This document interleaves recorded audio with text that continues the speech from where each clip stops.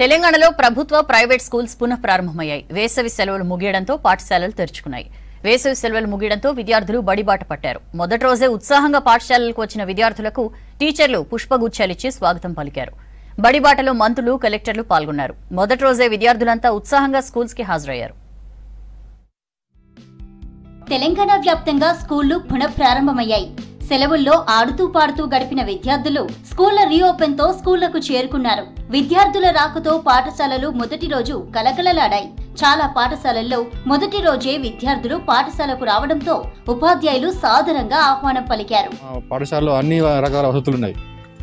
పూర్తి అకామిడేషన్ తో పాటు లైబ్రరీ కావచ్చు, తర్వాత కంప్యూటర్ రూమ్ కావచ్చు, ఫుల్ స్టాఫ్ కూడా ఫుల్ స్థాయిలో ఉన్నది. మంచి రిజల్ట్స్ కూడా మాకు 10th లో 91% రిజల్ట్ వచ్చింది. మాకు అన్ని వసతులు ఉన్నాయి కాబట్టి పిల్లల్ని పాఠశాలకి ఆహ్వానిస్తారు. విద్యకు తమ ప్రభుత్వం పెద్దపీట వేస్తుందన్నారు డిప్యూటీ సీఎం మల్లు భట్టి విక్రమార్క. ఖమ్మం పట్టణంలోని ఎన్ఎస్టీ రోడ్డు వద్ద స్కూల్లో విద్యార్థులకు బుక్స్, దుస్తులు పంపిణీ చేశారు. ప్రభుత్వం ఎడ్యుకేషన్ మీద టాప్ ప్రయారిటీస్ చాలా ఫోకస్డ్ గా బడ్జెట్ ని ఎంత అవసరమైతే అంత ఖర్చు పెట్టడానికి కూడా సిద్ధంగా ఉంది.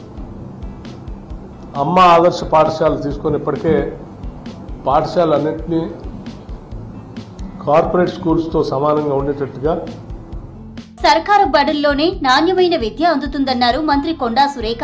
విద్యార్థులకు మెరుగైన విద్య, నాణ్యమైన ఆహారం అందించడమే తమ ప్రభుత్వ లక్ష్యమన్నారు. కిలా వరంగల్లో బడిబాట కార్యక్రమంలో పాల్గొన్నారు మంత్రి. స్కూళ్లకు సంబంధించిన బిల్లులు పెండింగ్ పడకుండా చూస్తున్నామని చెప్పారు. సీఎం గారు ఒకటే మాట చెప్పారు, స్కూల్స్ విషయంలో ఎక్కడ కూడా కాంప్రమైజ్ అయ్యేది లేదు. ఎన్ని డబ్బులు ఖర్చు అయినా కూడా పిల్లలకు నాణ్యమైన విద్యను అందించాలి, అన్ని సదుపాయాలు కూడా కల్పించాలి. మొదటి రోజునే యూనిఫామ్ కానీ బుక్స్ కానీ డిస్ట్రిబ్యూట్ చేయాలి అని చెప్పి వారు చెప్పడం జరిగింది. ఈ లోపలనే పనులన్నీ కూడా పూర్తి కావాలని చెప్పారు. అదే పద్ధతిలో కలెక్టర్ గారు కూడా దాదాపు అన్ని పూర్తి కావచ్చు అనేటువంటి మాట కూడా చెప్పారు. గత ప్రభుత్వం విద్యా వ్యవస్థను నిర్వీర్యం చేసిందన్నారు బీసీ సంక్షేమ శాఖ మంత్రి పొన్నం ప్రభాకర్. కాంగ్రెస్ ప్రభుత్వం విద్యకు అధిక ప్రాధాన్యత ఇస్తోందన్నారు. మెగా డిఎస్సి ద్వారా ఖాళీగా ఉన్న ఉపాధ్యాయ పోస్టులను త్వరలోనే భర్తీ చేస్తామని హామీ ఇచ్చారు మంత్రి. ప్రైవేటు పాఠశాలకు దీటుగా అలియా పాఠశాల ఉందన్నారు ఎమ్మెల్యే రాజాసింగ్. గత 10 సంవత్సరాలుగా విద్య నిర్లక్ష్యానికి గురైంది. ఆఖరికి వైస్ ఛాన్సలర్లను వేసుకునే పరిస్థితి లేదు. డిఎస్సి రిక్రూట్మెంట్ జరగలేదు. చాలా సమస్యలున్నాయి. అటువంటి వాటిని ఒకే రోజు అధిగమించలేము, కానీ తప్పకుండా విశ్వాసం కలగజేస్తా ఉన్నాం. రాబోయే కాలంలో ఈ ప్రభుత్వానికి సంబంధించి టాప్ మోస్ట్ ప్రయారిటీ విద్య. జగిత్యాల జిల్లాలో బడిబాట కార్యక్రమంలో రాష్ట్ర గీతం పాడించనందుకు అధికారులపై ఫైర్ అయ్యారు కాంగ్రెస్ ఎమ్మెల్సీ జీవన్ రెడ్డి. పాఠశాలకు సంబంధించిన ప్రతి కార్యక్రమంలో రాష్ట్ర గీతం తప్పక పాడించాలని అధికారులకు సూచించారు ఎమ్మెల్సీ. పాఠశాల ఆరంభంలో ఏదైతుందో విధిగా ప్రతినిత్యం ఏదైతుందో ఈ జయ జయ తెలంగాణ గీతాన్ని ఆలపింపజేసి మనం కార్యక్రమాన్ని ఆరంభించేసుకోవాలి. వరంగల్ జిల్లా వర్ధనపేట మండలం ఇల్లంద గ్రామంలో ప్రభుత్వ పాఠశాలకు వచ్చే విద్యార్థులు, ఉపాధ్యాయులకు వినూత్నంగా స్వాగతం పలికారు గ్రామస్తులు. పాఠశాల ఆవరణలో తీరొక్క రంగవల్లులతో తీర్చిదిద్దారు. విద్యార్థులు, ఉపాధ్యాయులను డప్పు చప్పుళ్ల మధ్య పూలు జల్లుతూ పాఠశాలలోకి ఆహ్వానిస్తూ ఘన స్వాగతం పలికారు.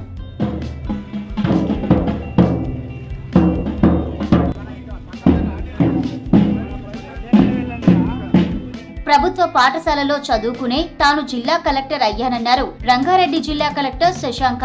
తల్లిదండ్రులు తమ పిల్లలను లక్షల ఫీజులు కట్టి ప్రైవేట్ బడుల్లో చేర్చవద్దని సూచించారు. చదువు మాత్రమే జీవితంలో మార్పు తీసుకొస్తుందన్నారు. మాది కూడా ఒక ప్రభుత్వ పాఠశాలలో చదువుకునే నేను ఇక్కడ వరకు రావడం జరిగింది. కాబట్టి మన ప్రయత్నం ఎక్కడి వరకు ఉంటుంది, ఎంత మేరకు మనము కష్టపడి చదువుతాము, ఎంత మేరకు తల్లిదండ్రులుగా మనము మన పిల్లల్ని ప్రోత్సహిస్తాము అన్న దాని మీద ఆధారపడి ఉంటుంది. కాబట్టి మీకు నాణ్యమైన విద్య కావాలి అంటే ప్రభుత్వ పాఠశాల మాత్రమే మనకున్న అవకాశం. ఇక స్కూల్స్ ఓపెన్ కావడంతో పలు జిల్లాల్లో పాఠశాలల బస్సులను ఆర్టీఏ అధికారులు తనిఖీలు చేశారు. రంగారెడ్డి జిల్లాలో చాలా చోట్ల స్కూల్ బస్సులను చెక్ చేశారు. బస్సుల fitness, insurance, permit, driver driving licence, fire safety kit, first aid కిట్లను క్షుణ్ణంగా తనిఖీలు చేశారు. ఫస్ట్ ఎయిడ్ కిట్ లేని బస్సు యజమానులకు జరిమానా విధించారు. డ్రైవర్లు యూనిఫామ్ వేసుకోకుండా డ్రైవింగ్ చేస్తుండటంతో వారికి కూడా ఫైన్లు వేశారు. కండిషన్లో లేని పలు స్కూళ్ల బస్సులను సీజ్ చేశారు ఆర్టీఏ అధికారులు.